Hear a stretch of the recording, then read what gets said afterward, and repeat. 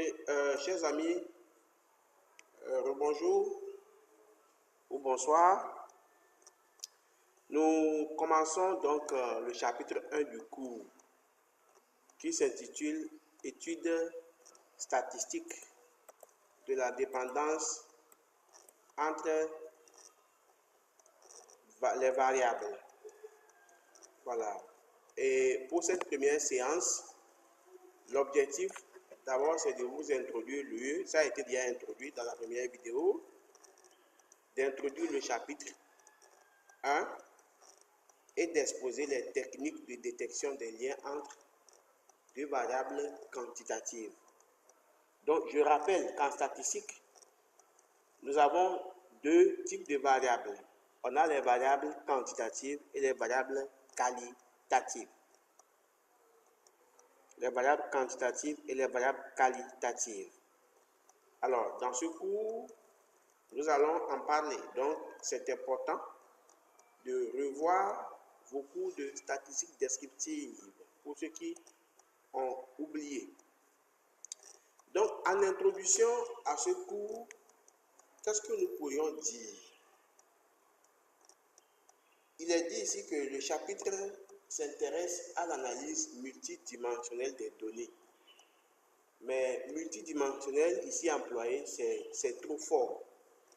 En fait, quand on parle de multidimension, c'est qu'on a plusieurs éléments, on a plusieurs variables. On en a au moins 2, 3, 4, 5, voilà 10, une dizaine de variables. C'est là où on parlera de multidimension. On est à plusieurs dimensions. Par exemple, pour vous des économistes ou des gestionnaires, vous avez les données sur le PIB, vous avez des données sur le taux de croissance, vous avez des données sur l'investissement, vous avez des données sur l'épargne, vous avez des données sur la consommation. Voilà, comment faire une analyse globalisante sur toutes ces variables-là? C'est là où on parle d'analyse multidimensionnelle. Alors, dans notre cours, nous allons se limiter à deux. Vous aurez un cours plus tard qu'on appelle économétrie qui vous permettra de faire des analyses sur au moins 3, 4, 5, 6 variables en utilisant des logiciels appropriés. Voilà. Donc, l'objectif de ce cours, c'est de chercher à détecter des liaisons entre des variables. Par exemple, pourriez-vous nous dire ou bien affirmer que la quantité de la récolte d'un paysan est fonction de la quantité d'engrais qu'il a pu acquérir et utiliser dans les champs? Est-ce qu'on peut se poser une telle question? Est-ce qu'il est possible de se dire que la série du bac d'un individu dépend de son sexe? Est-ce qu'on peut, par exemple, affirmer que dans les séries scientifiques, hautement scientifiques, les séries C par exemple, qu'on a plus d'hommes qui font le bac C par rapport aux femmes? Pour répondre à ces questions, on a besoin des données. Et donc, comment s'organiser, comment s'y prendre pour pouvoir répondre à ces questions? C'est l'objectif premier de ce cours. Alors, en gros, lorsque vous avez deux variables statistiques, il peut se poser deux situations. La première situation, c'est que vos analyses vous ont montré que ces variables n'ont aucun lien. Les variables n'ont aucun lien. Ça veut dire que si on connaît une des variables, on ne peut rien dire sur l'autre. C'est-à-dire que les deux variables sont vraiment indépendantes. Chacune évolue dans son sens. Vous voyez. Ça, c'est la première des options possibles. Alors, mais ce n'est pas pour ça qu'on est ici. Nous sommes là pour vérifier s'il y a des liens. S'il n'y a pas de liens, ça, c'est les études statistiques qui vont les confirmer. S'il y a des liens, c'est bon, on va les détecter, on va les exposer. Alors, la situation limite, c'est d'être arrivé à montrer qu'il existe un lien entre ces deux variables-là, qu'on appelle une relation fonctionnelle ou bien un lien fonctionnel entre ces deux variables. C'est-à-dire quoi? Lorsque je connais les valeurs d'une variable, je peux déduire celle de l'autre. Alors, d'emblée, je voudrais vous dire que la relation de lien entre les variables n'est pas forcément symétrique. Si une variable x ou bien y est liée à x, il n'est pas forcément évident que x soit aussi lié à y. Vous voyez? Je dis bien, si une variable x, y est liée à x, il n'est pas forcément évident que l'autre sens soit vrai. Voilà. Vous pouvez prendre des exemples dans la vie pratique pour vérifier ça. Vous voyez? Si vous dites par exemple que, j'affirme, ça peut être vrai comme faux, hein, que le niveau d'éducation des enfants, le niveau d'éducation des enfants dépend du niveau des parents. C'est une affirmation qui peut être gratuite, qui peut être fausse. Là, j'ai deux variables. Ma première variable, c'est le niveau du parent. Et la deuxième variable, c'est le niveau des enfants, ou bien de l'enfant. Est-ce que vous pourriez maintenant affirmer le contraire pour dire que le niveau d'éducation des parents pourrait dépendre du niveau d'éducation des enfants? Vous voyez que ça n'a pas de sens. Voilà. Mais il y en a qui marchent dans les deux sens. Donc, ne soyez pas là à penser que lorsqu'une variable y dépend de x, alors forcément x doit dépendre de y. Non. Le lien peut être dans un seul sens et généralement c'est le cas. Généralement c'est uniquement dans un seul sens. Il y a des cas rares pour lesquels on a donc deux sens. Les deux sens qui marchent. Alors, par définition ici, pour pouvoir apprécier la notion de lien entre les variables, on parle souvent de la corrélation. Donc la corrélation c'est quoi? Je vais vous lire ça.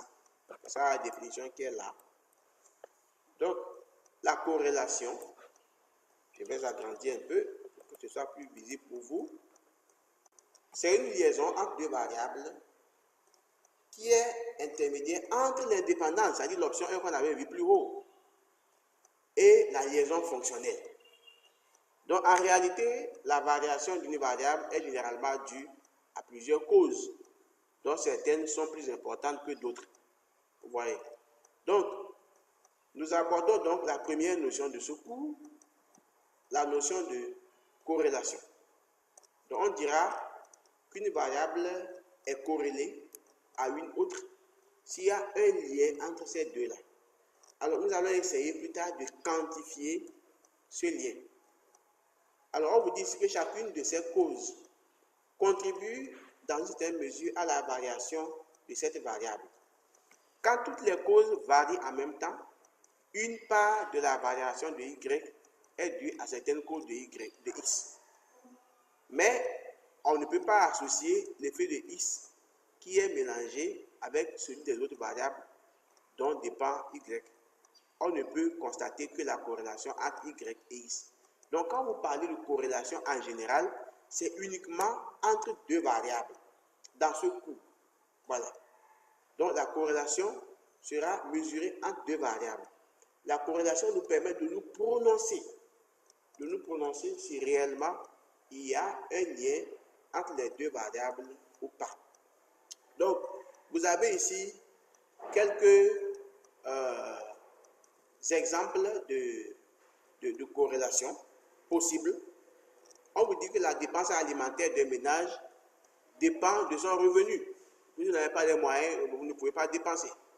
Ou bien encore que les recettes d'une entreprise peuvent dépendre de ces dépenses pour la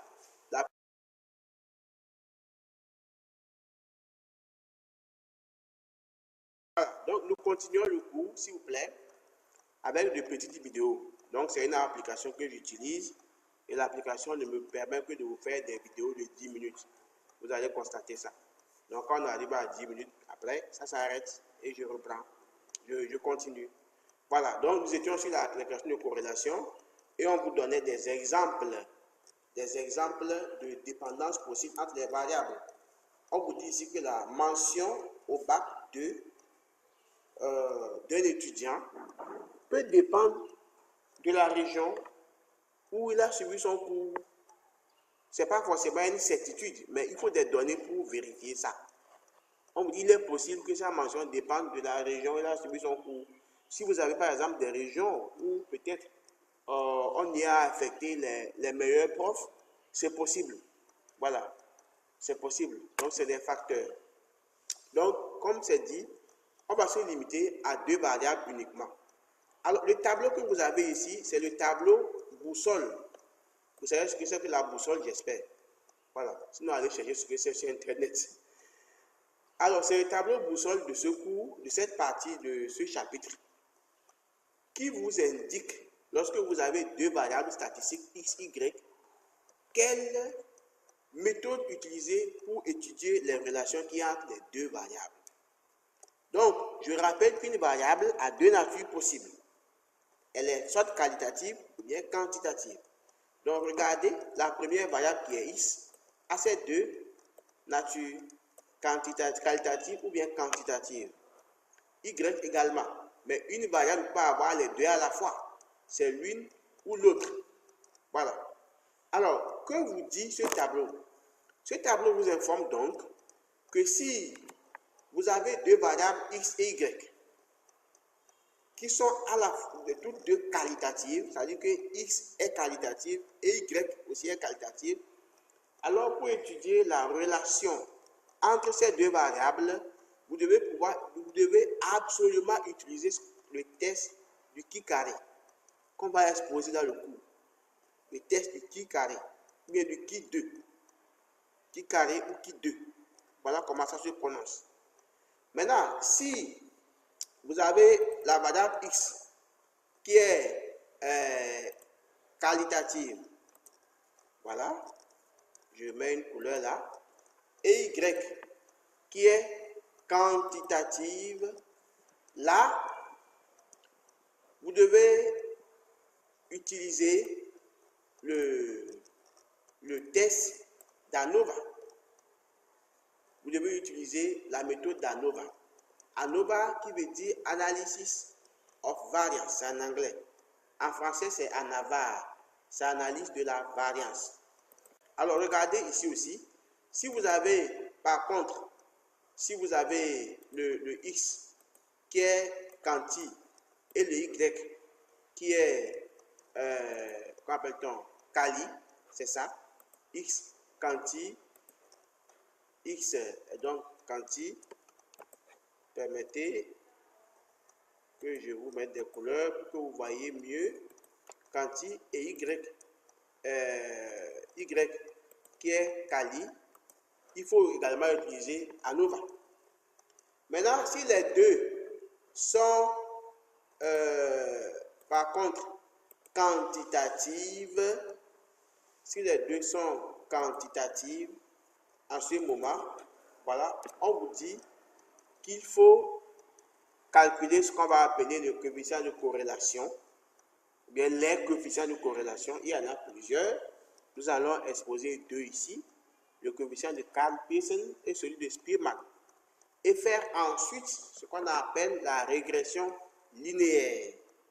Voilà. Donc ce tableau, il est très important. Très important. Donc je me résume. Si vous avez les 2 variables qui sont qualitatives, on utilise le test de qui carré. Si les 2 variables sont quantitatives, on est ici.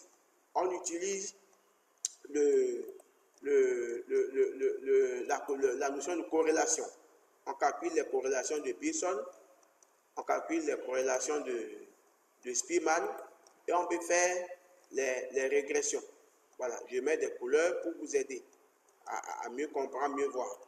Voilà. Par contre, si les variables sont mixtes, c'est-à-dire que l'une est quali et l'autre est quanti, il faut utiliser ANOVA. Voilà, c'est ça. Il faut utiliser ANOVA. OK.